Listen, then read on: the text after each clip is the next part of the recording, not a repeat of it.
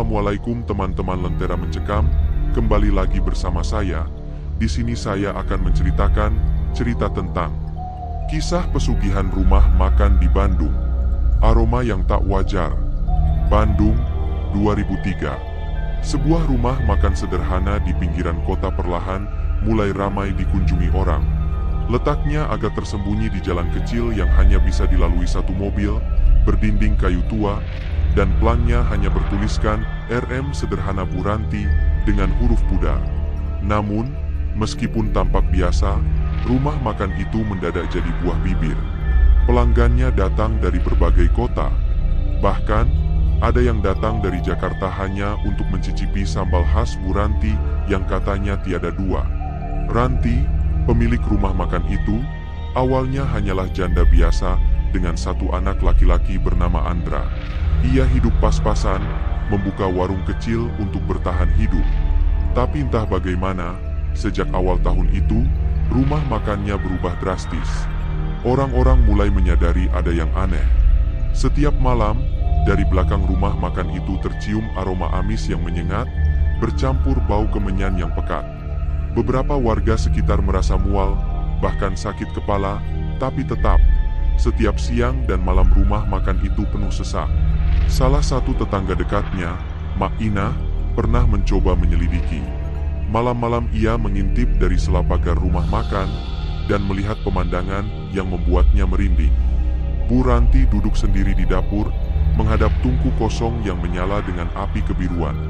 Di hadapannya, sesajen lengkap, bunga 7 rupa, kepala ayam hitam, dan kendi berisi darah segar.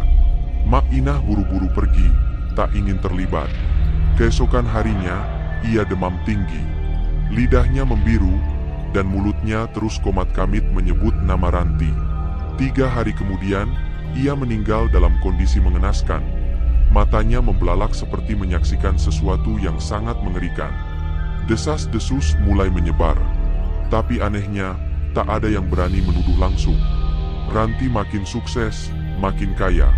Rumah makan kecilnya mulai direnovasi, menjadi lebih besar dan modern. Tapi tetap mempertahankan dapur lamanya. Konon, dari situlah kelezatan sesungguhnya berasal. Andra, anak semata wayangnya, kini tak lagi banyak bicara.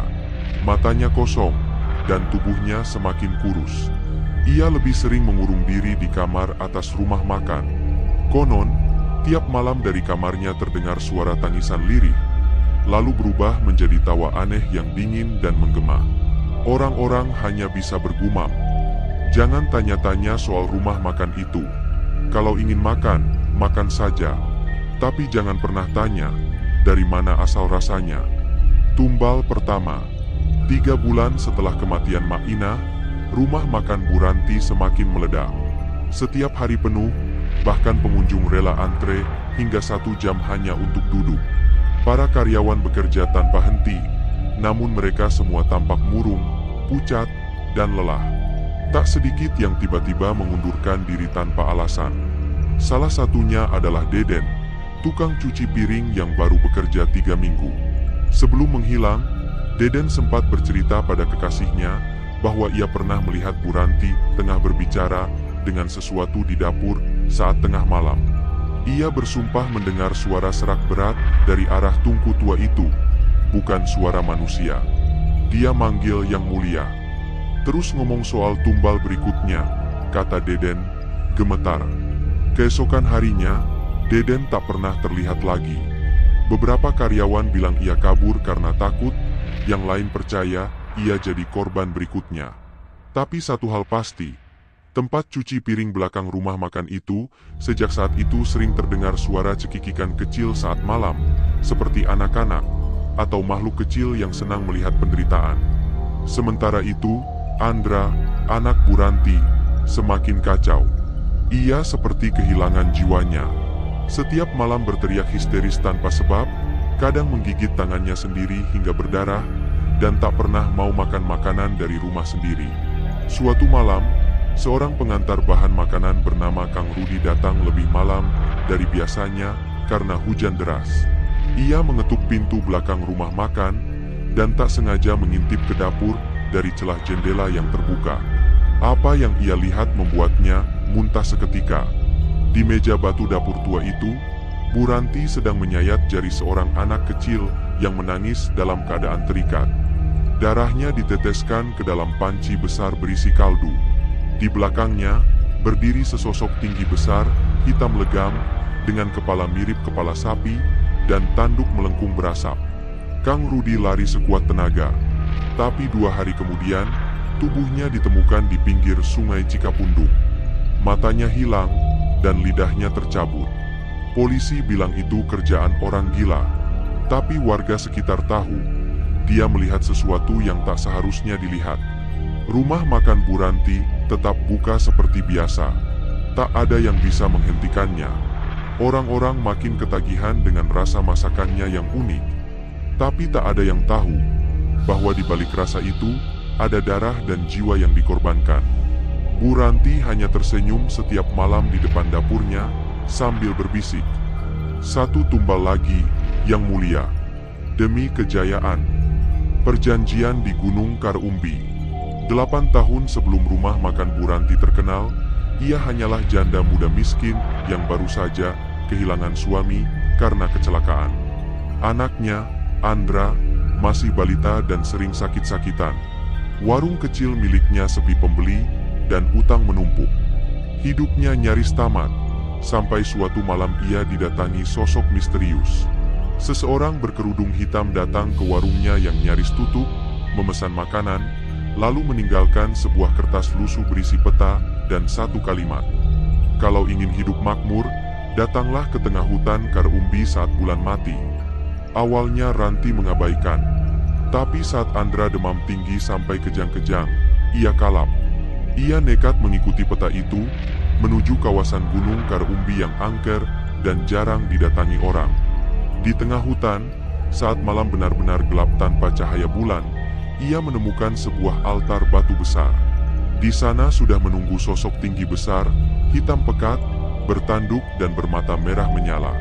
Sosok itu menyebut dirinya Gundala Yaksa, jin leluhur pemakan tumbal dari dimensi lain yang bisa mendatangkan rezeki, kekuasaan, dan ketenaran, asal Ranti mau membuat perjanjian darah.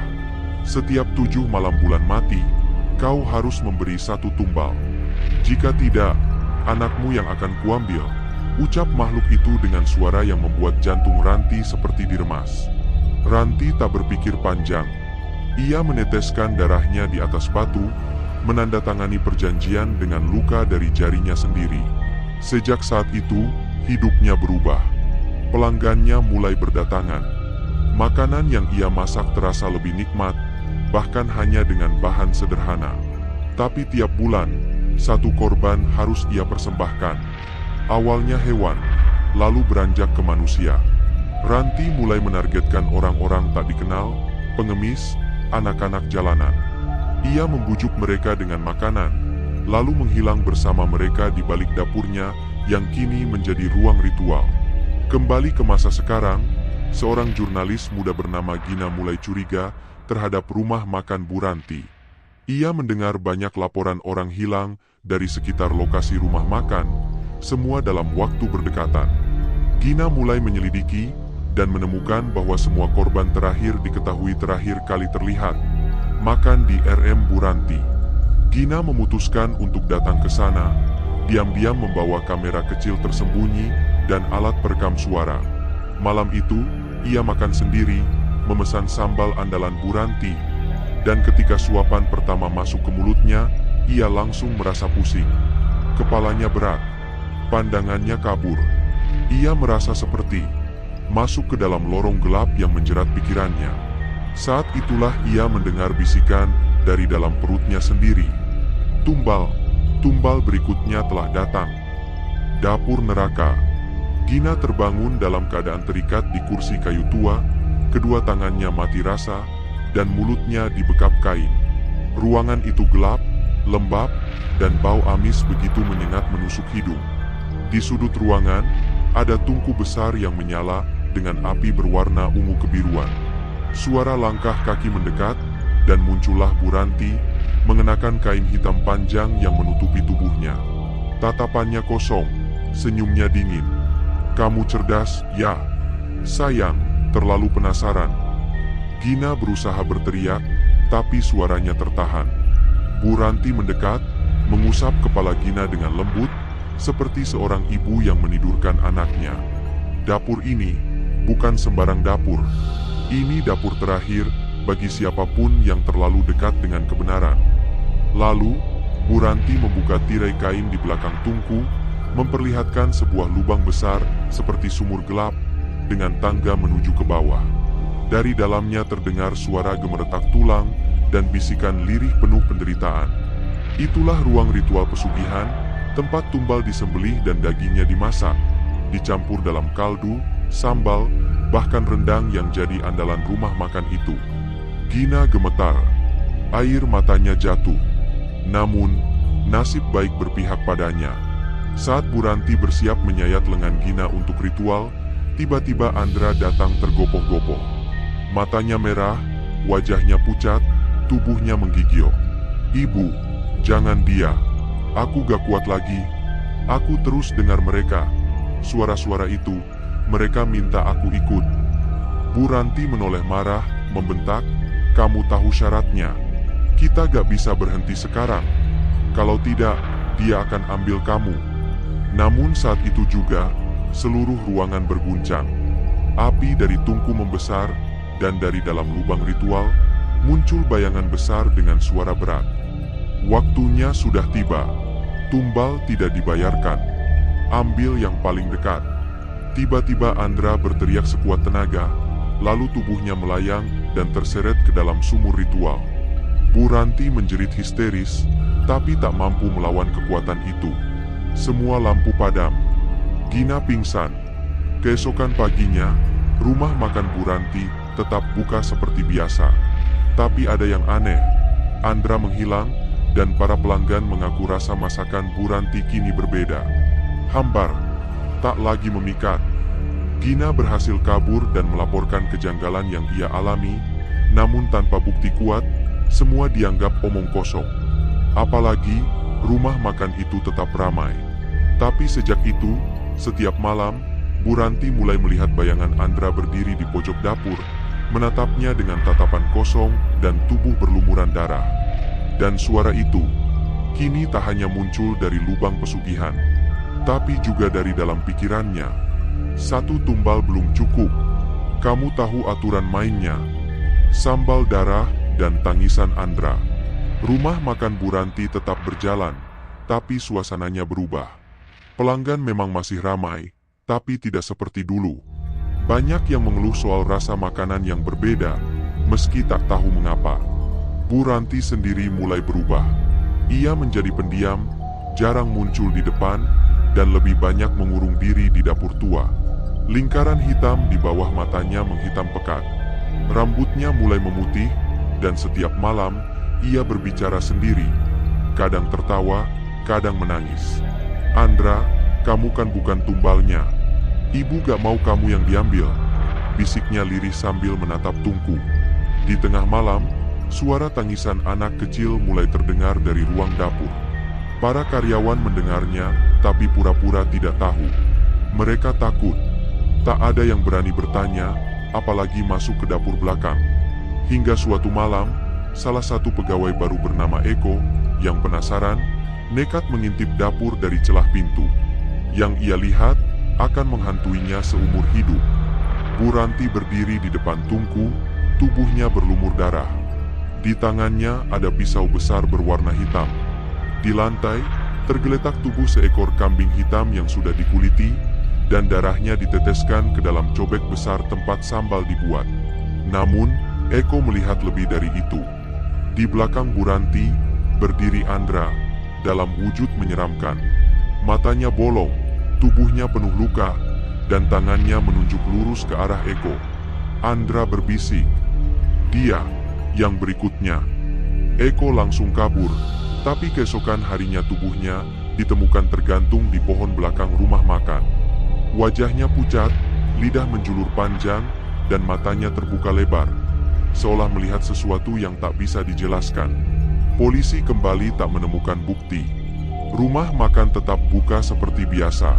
Namun kini, Gina, yang selamat dari ritual sebelumnya, kembali ke Bandung. Ia membawa seorang paranormal tua bernama Mbah Suro, yang terkenal bisa menutup lubang pesugihan. Gina bertekad untuk menghentikan semua ini. Ia tahu, rumah makan itu bukan sekadar bisnis. Itu adalah gerbang ke neraka, dan Bu Ranti sudah kelewat jauh masuk ke dalamnya. Tapi, Mbah Suro memperingatkan, jin yang kau hadapi bukan jin biasa. Dia penagih janji, dan sekali janji ditepati dengan darah manusia, yang bisa menghentikan hanyalah penebusan nyawa. Gerbang neraka di bawah dapur. Malam itu, Gina dan Mbah Suro diam-diam menyusup ke rumah makan Bu Ranti. Mereka menunggu hingga jam 2 pagi, saat energi gaib paling kuat. Dengan membawa kendi berisi air doa dan segenggam tanah kuburan yang diambil dari pemakaman anak-anak, mereka memasuki dapur belakang. Suasana begitu dingin, seperti masuk ke dalam perut bumi. Semua lampu padam, hanya cahaya lilin kecil dari Mbah Suro yang menuntun mereka. Di depan lubang ritual, Mbah Suro mengguratkan simbol-simbol penutup gerbang gaib di lantai. Namun baru saja ia memulai mantra, terdengar suara gemuruh dari dalam lubang. Asap hitam menyembur ke atas, dan sesosok makhluk tinggi besar bermata merah muncul. Gundala Yaksa, nyawa belum lunas. Kalian tidak bisa menutup gerbang ini. Tiba-tiba, tubuh Bu Ranti muncul dari balik bayangan. Wajahnya seperti bukan manusia lagi. Kulitnya mulai melepuh, matanya kosong, dan darah menetes dari mulutnya. Aku tidak bisa lepas. Dia sudah jadi bagian dari tubuhku. Ia merangkak mendekati lubang. Suaranya parau dan tubuhnya menggigil. Tiba-tiba, dari dalam lubang, muncul tangan-tangan hitam yang mencoba menarik tubuh Bu Ranti ke dalam. Mbah Suro menyiramkan air doa ke lubang sambil membaca mantra keras-keras, sedangkan Gina menahan Bu Ranti agar tidak jatuh ke dalam jurang kegelapan itu. Bu Ranti, lawan. Jangan biarkan mereka ambil hidupmu. Putuskan ikatan itu sekarang. Tapi Bu Ranti hanya tersenyum pahit dan berkata lirih, aku sudah terlalu jauh, biar aku yang tutup pintunya dengan nyawaku. Dengan sisa tenaga, Bu Ranti melemparkan tubuhnya ke dalam lubang ritual. Saat tubuhnya masuk, jeritan mengerikan terdengar menggema ke seluruh bangunan. Asap hitam menyebar, lalu semuanya hening. Lubang ritual perlahan menutup sendiri. Aroma amis darah tergantikan oleh bau dupa. Energi jahat menghilang. Mbah Suro mengangguk pelan. Dia menebusnya dengan jiwa dan darahnya sendiri. Keesokan harinya, rumah makan Bu Ranti ditemukan terbakar dari dalam, meski tidak ada api di luar. Bangunan itu gosong, namun tidak menjalar ke sekeliling. Di dapur belakang, polisi hanya menemukan sepanci sambal yang masih mendidih sendiri, meski tidak ada api di bawahnya. Tak ada mayat ditemukan. Hanya sisa-sisa tulang kecil dan bercak darah yang menempel di lantai. Gina menatap rumah makan itu untuk terakhir kalinya, lalu pergi tanpa menoleh ke belakang. Namun legenda rumah makan Bu Ranti masih hidup. Beberapa malam setelahnya, warga sekitar sering melihat seorang wanita tua berdiri di depan puing-puing bangunan itu, menawarkan sesuatu. Sambalnya mau nak? Rasanya nikmat sekali. Sambal terakhir Bu Ranti. Seminggu setelah peristiwa mengerikan itu, puing-puing rumah makan Bu Ranti resmi diratakan. Warga berharap semuanya berakhir, namun kejanggalan masih terjadi. Setiap malam Jumat Kliwon, aroma daging bakar dan sambal pedas yang menggoda tercium dari arah lahan bekas rumah makan. Tak ada orang di sana, tapi aroma itu terus muncul, makin kuat setiap bulannya. Beberapa warga mengaku melihat bayangan wanita tua berdiri di tengah tanah kosong, mengenakan celemek merah darah, mengaduk sesuatu di atas tungku yang tak terlihat. Sementara itu, Gina berusaha menulis kisah tragis Bu Ranti sebagai peringatan. Tapi setiap kali ia mulai menulis bab tentang ritual pesugihan, laptopnya error, tinta pena meleleh, atau dia mimpi buruk yang sama. Ia duduk di rumah makan Bu Ranti, menyuap sambal, dan dari dalam sambal itu muncul mata yang menatapnya. Lalu suara berat berkata, Tulisanmu tak bisa menutup mulutku. Aku lapar, selalu lapar. Gina mulai ketakutan dan memutuskan menemui kembali Mbah Suro. Tapi ketika ia tiba di rumah sang paranormal, ia justru menemukan rumah itu kosong. Di dalamnya hanya ada secari kertas di altar. Pesugihan tak pernah benar-benar mati. Ia hanya pindah, menunggu pemilik baru. Di tempat lain, seseorang sedang membuka warung makan sederhana di pinggiran kota Bandung. Wajahnya tak asing, kulitnya gosong sebagian, tatapannya kosong. Itu adalah Bu Ranti, atau sesuatu yang memakai tubuh Bu Ranti. Ia tak mati, atau setidaknya tubuhnya tak benar-benar dikubur. Ia menjadi bagian dari makhluk itu, bagian dari perjanjian yang abadi.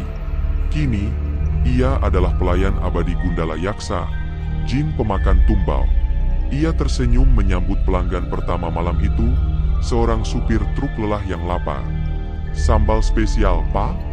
Baru dimasak, pakai bahan paling segar," katanya sambil tersenyum. Dan malam itu, aroma sambal pedas kembali menyeruak ke langit Bandung. Satu jiwa lagi, satu tumbal lagi, karena pesugihan tidak pernah selesai. Ia hanya berganti wajah. Tamat.